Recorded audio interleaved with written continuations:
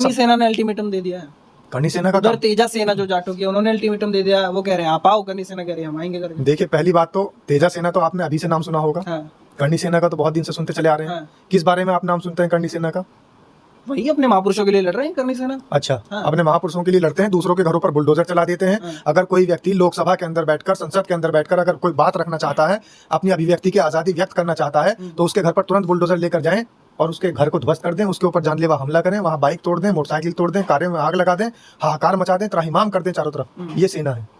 हम ऐसी सेना को कुछ नहीं मानते। ये लड़ाई बेरोजगारी बनाम सरकार की लड़ाई है। जो बेरोजगार युवा घूम रहे हैं उनके लिए वो धरने पर बैठे, जो पुलिस के अंदर भर्ती के अंदर धांधली हो रही है उनके लिए वो धरने पर बैठे। तो ये लड़ाई है बेरोजगार बनाम सरकार की लड़ाई। नमस्कार, बहुत बहुत स्वागत है आप सभी का। पूरे देश में अभी हनुमान बेनीवाल की बात चल रही है और लोग समझना चाह रहे हैं आखिर ये मसला उत्तर प्रदेश से राजस्थान पहुंच गया। करनी सेना बार बार किसी को भी धमका देती है, बार बार किसी को भी चैलेंज कर देती है, नंगी तलवारें और तमाम चीज़ें, सब बात करेंगे।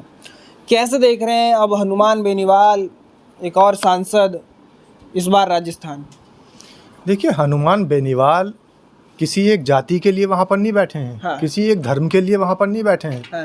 वो देश के नौजवानों के लिए वहाँ पर बैठे थे और देश के नौजवानों की, देश के युवाओं की आवाज़ उठा रहे थे। लेकिन हाँ। उसके अंदर राजनीति करने वाले लोगों ने जातिगत उसको मुद्दे को बना दिया।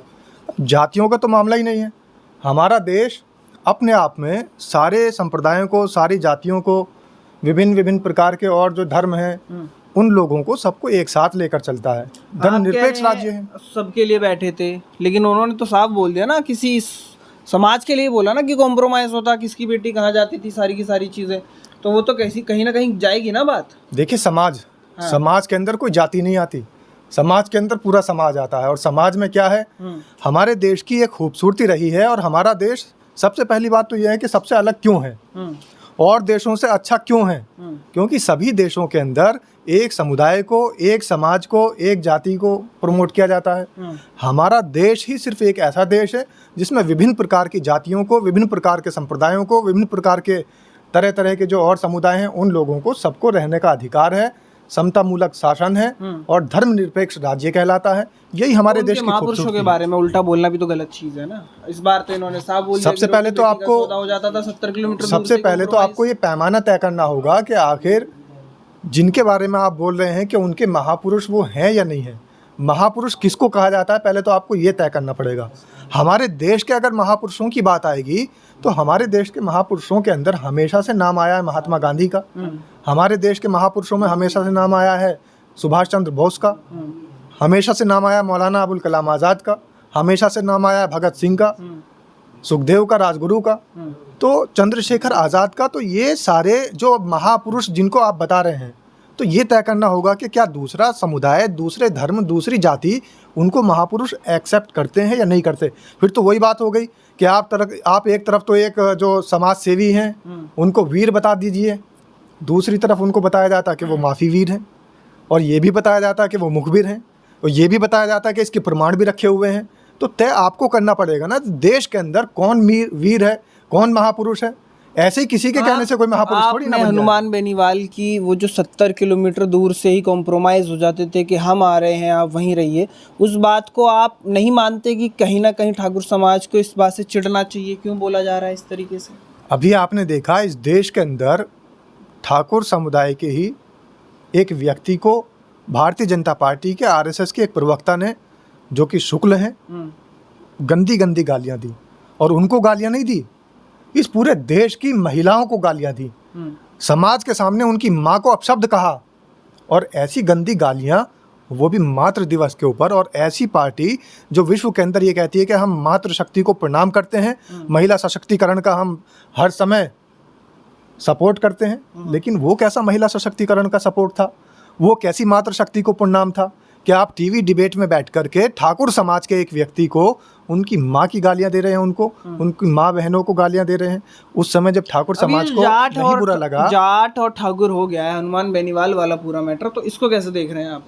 इसको हम सिर्फ ऐसे देख रहे हैं कि ठाकुर समाज, जाट, ब्राह्मण, कायस्थ, ये सब जितना भी जातिवाद फैलाया जा रहा है, ये जहर है इस देश के आगे बढ़ने में। इस देश की प्रगति के अंदर, इस देश के विकास के अंदर ये सब जहर है। कोई ठाकुर है, कोई जाट है, कोई ब्राह्मण है, ये सब कर्म से बने हैं। ऐसा कोई सिस्टम नहीं है कि सब ईश्वर के यहाँ से, भगवान के यहाँ से कोई ठाकुर बनकर आया है, कोई ब्राह्मण बनकर आया है, कोई राजा बनकर आया है, तो कोई निचले तबके का व्यक्ति बनकर आया है, ऐसा नहीं है। वहाँ से करनी सेना ने अल्टीमेटम दे दिया है। करनी सेना का उधर तेजा सेना जो जाटों की है, उन्होंने अल्टीमेटम दे दिया। वो कह रहे हैं आप आओ, करनी सेना कह रही है हम आएंगे करके। देखिए, पहली बात तो तेजा सेना तो आपने अभी से नाम सुना होगा। हाँ। करनी सेना का तो बहुत दिन से सुनते चले आ रहे हैं। हाँ। किस बारे में आप नाम सुनते हैं करनी सेना का?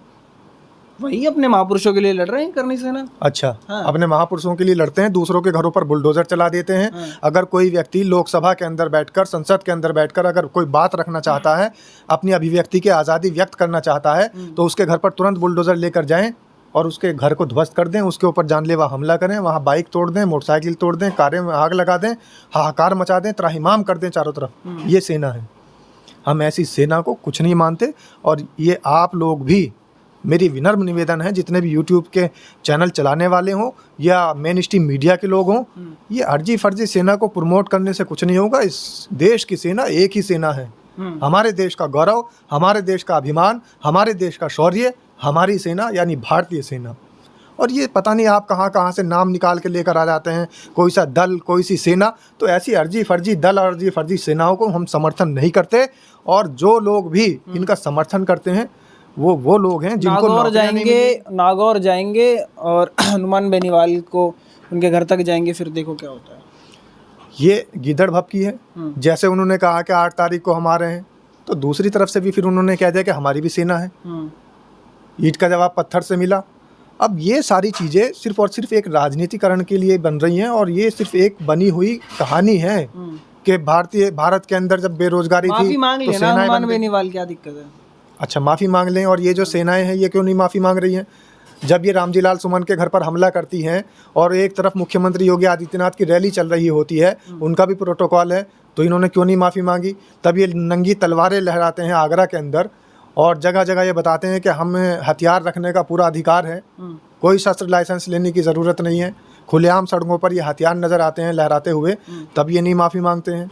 तो माफ़ी तो इन लोगों को मांगनी चाहिए। और सबसे बड़ी बात तो ये, इनको सेना जब इन्होंने बनाई है, सेना बनाने पे ही माफ़ी मांगनी चाहिए। और इनको ये कहना चाहिए कि हमारे देश के अंदर हमारी एक ही सेना, हमारे देश की सेना भारतीय सेना, हमें किसी अर्जी फर्जी सेना की ज़रूरत नहीं है। और जो हम लोगों ने गलती से करनी सेना या कुछ राजनीति के तहत बना ली थी, वो सिर्फ इसलिए बना ली थी क्योंकि भारत देश के अंदर भारतीय जनता पार्टी के नेताओं ने और इस देश के प्रधानमंत्री, यशस्वी प्रधानमंत्री माननीय नरेंद्र दामोदर दास मोदी जी ने जो कहा था कि हर वर्ष 2 करोड़ नौकरियां देंगे, वो नौकरियां मिल नहीं पाई। बच्चे रोजगार के लिए तरस रहे थे, बेरोजगारी ज़्यादा बढ़ रही थी। सेना में भर्ती का जब नंबर आया तो अग्निवीर का लॉलीपॉप थमा दिया गया।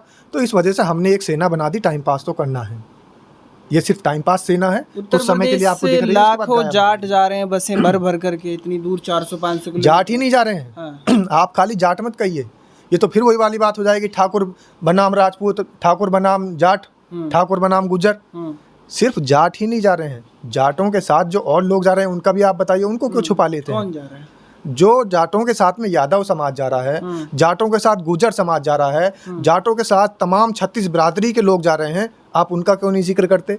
सिर्फ जाट बनाम ठाकुर लड़ाई लगाने के लिए और इस देश के अंदर एक मैसेज फैलाने के लिए कि ठाकुर बनाम जाट इस देश के अंदर हो चुका है, आपस में दुश्मनी बढ़ाने के लिए सिर्फ और सिर्फ ये प्रचलित किया जा रहा है कि ठाकुर बनाम जाट की लड़ाई चल रही है।